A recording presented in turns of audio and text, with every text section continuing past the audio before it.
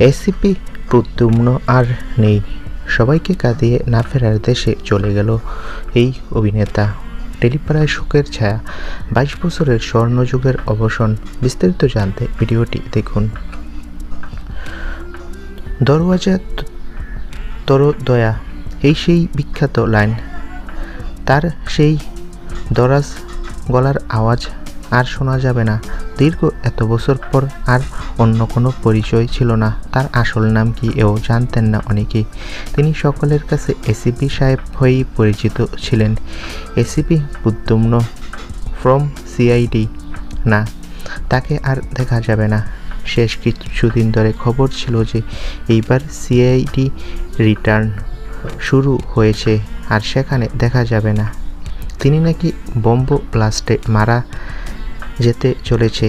তারকা নিজেও জানিয়েছেন যে এই বিষয়ে তিনি কিছুই জানতেন না, তবে গতকাল রাতের পর ঠিক সেটাই যেন সত্যি হলো। দীর্ঘ এত বছর ধরে যে চরিত্র মানুষের মনে তিল তিল করে জায়গা করে তুলেছিল, সেই চরিত্র শেষ হলো। যেন সিআইডির একটা স্তম্ভ আজ ভেঙে পড়ল।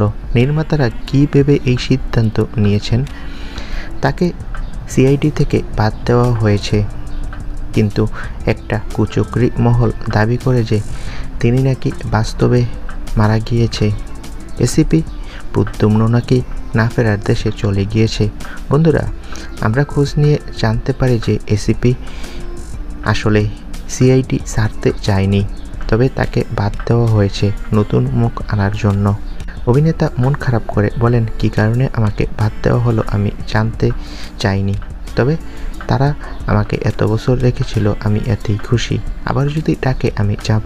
বন্ধুরা, এসিপি বাস্তবে মারা যায়নি, তিনি বাস্তবে সুস্থ রয়েছে। আসলে তাকে সিআইডি থেকে বাদ দেওয়া হয়েছে। এ বিষয়ে তোমাদের মন্তব্য কি? কমেন্ট করে জানাও। ধন্যবাদ।